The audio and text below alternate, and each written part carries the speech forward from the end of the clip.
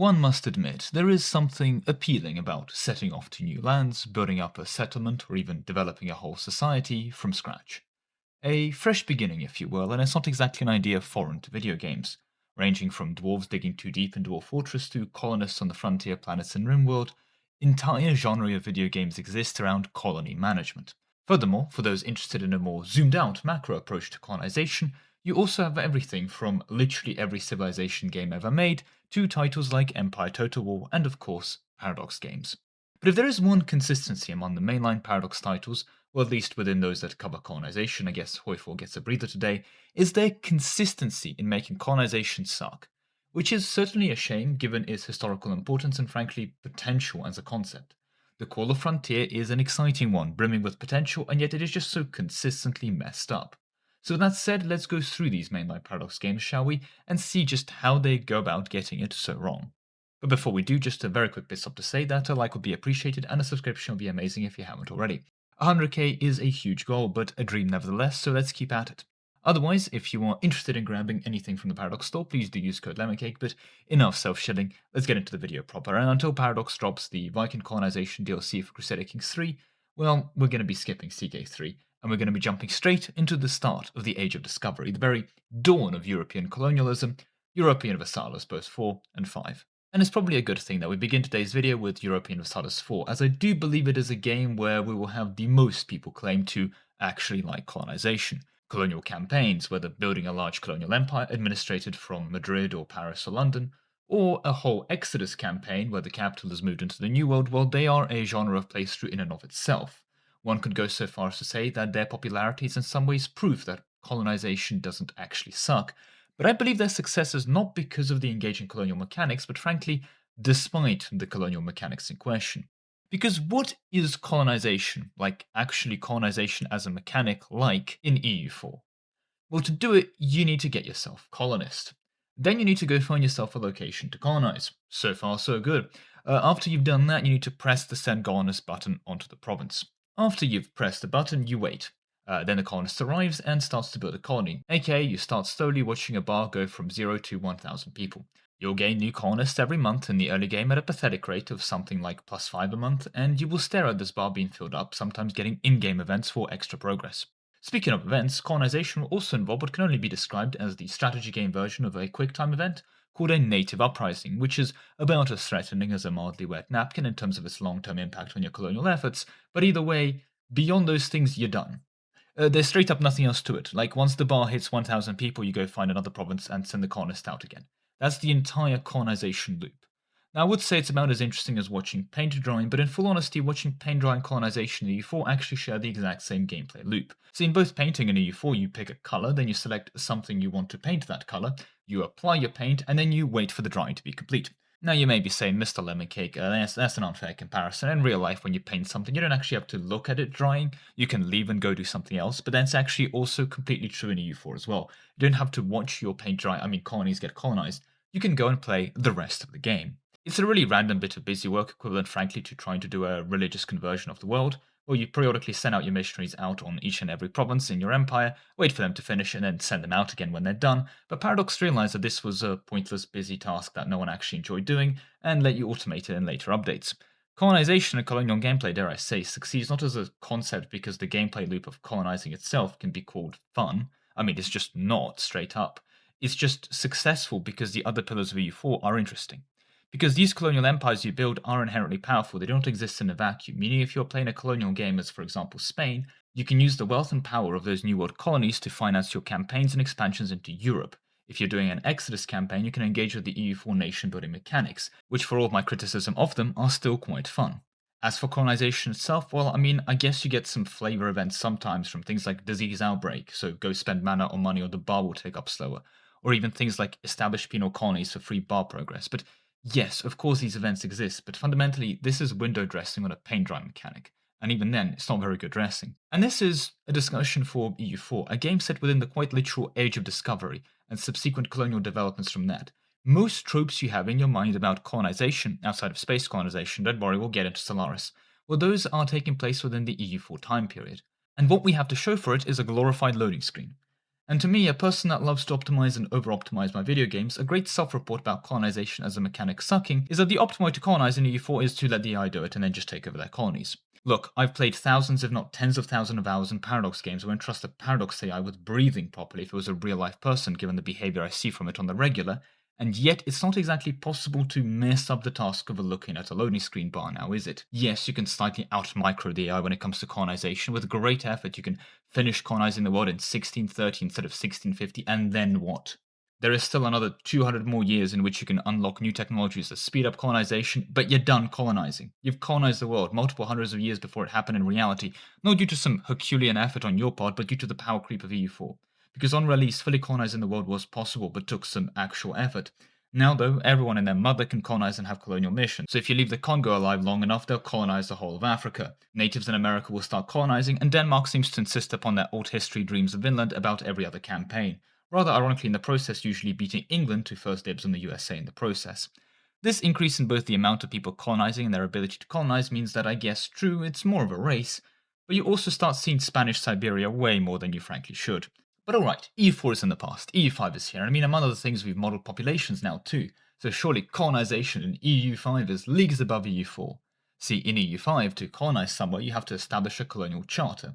So you pay some money, and then 1,000 people will migrate into the province, at which point the colony is complete once the migration is finished, and you can go ahead and charter another location.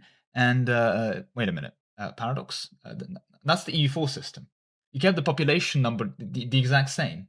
Yeah, it turns out EU4 does have the population mechanic, despite everyone complaining. It's just entirely localized to the colonization system, of course. But okay. See, EU5 is more character focused, among their own admission, for the game design, which is why we've removed colonists and diplomats as characters from EU4, now moving into EU5. But okay. Unrelated. Colonization now takes trade goods, that's new. You need for a colony to be established, let's see, 0.2 cloths, 0.2 salt, 0.1 medicaments, 0.05 weaponry, and 0.05 tools. That's irrelevant. No, like, I do mean completely irrelevant. This may as well be zero as a quantity of goods when you're planning your colonial campaign in terms of good demands, because to run into issues of, say, not having enough cloth to colonize, you will need to actively destroy every single cloth workshop, not just within your market, but also within the markets that could export cloth to you. And then on top of that, because the supply of cloth at zero would naturally lead to the price approaching infinity, you would need to regularly micromanage your estates to prevent them building any buildings that produce cloth, all the while invading and destroying any AI cloth building projects within range of your markets.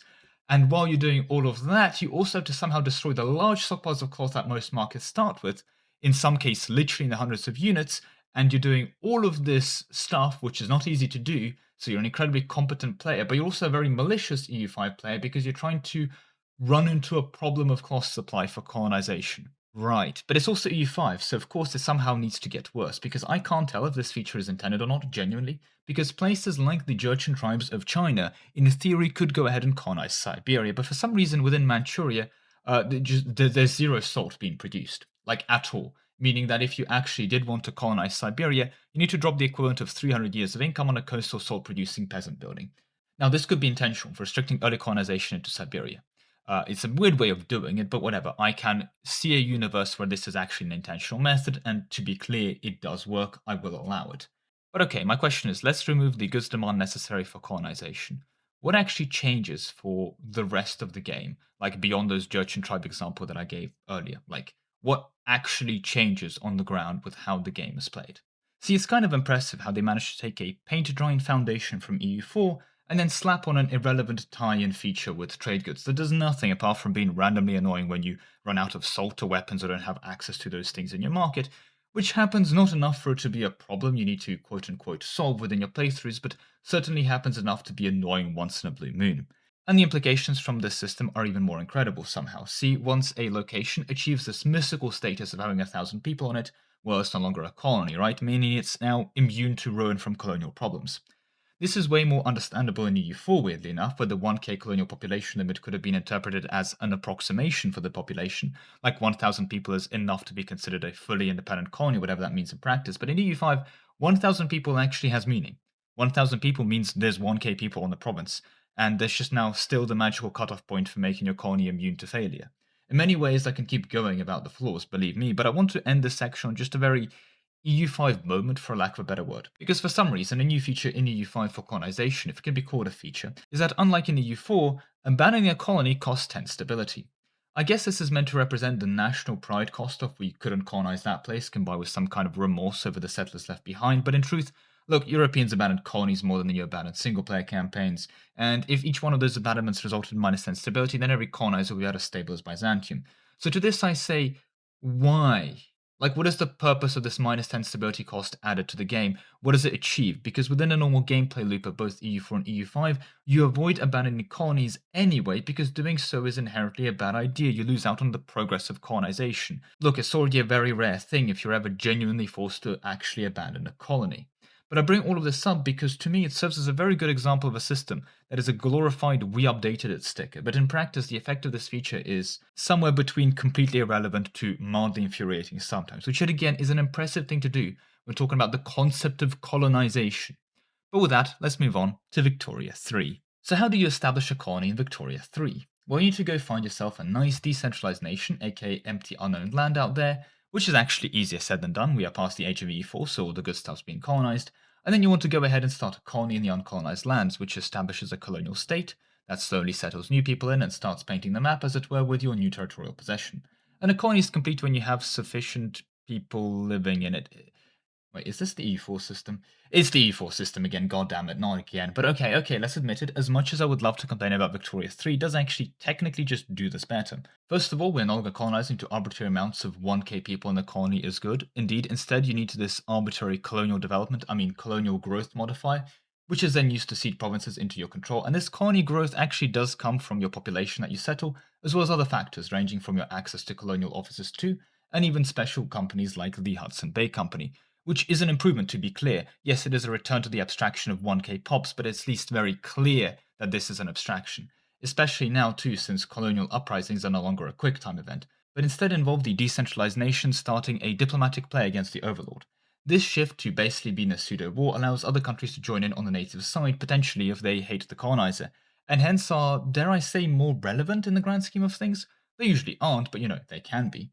To put simply though, the whole system can be summarized as a consistent improvement over the EU4 colonial system, although one can argue national ideas from EU4 function similarly to the bonuses of things like trade companies, but let's be honest here, beyond the new coat of paint and, frankly, improvements, it is still the same system. At its core, you pick places you want to colonize, you wait for the colonization progress bar to fill up, you still have to deal with colonial problems like malaria. Colonization as a system isn't fun because of the process itself. It's fun because of how colonization interacts into the greater nation building narrative of Victoria 3. Because colonization is a good way of acquiring new land to, well, nation build in. It's the same fundamental story as EU4 and EU5. It's worth doing because of its impact on other elements of the game, right? But the process of colonization itself sucks. Yeah, we took the EU4 system, made it better as much as it pains me to admit, but it still sucks, I'm sorry. We're still looking at paint drying, but the paint drying feature is now the third DLC.